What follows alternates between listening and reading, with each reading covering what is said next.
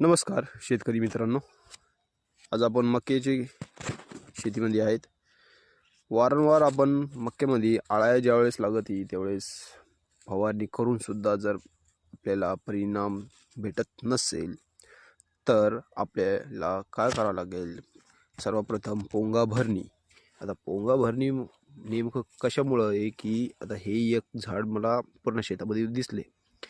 आता या झाडामध्ये अळाई काय झालेली आहे, येऊन ते आता या पोंग्यात गेलेली आहे. संध्याकाळ झाली की ती बाहेर निघेल. हे बघा, ही अशी खाऊन घेते ती.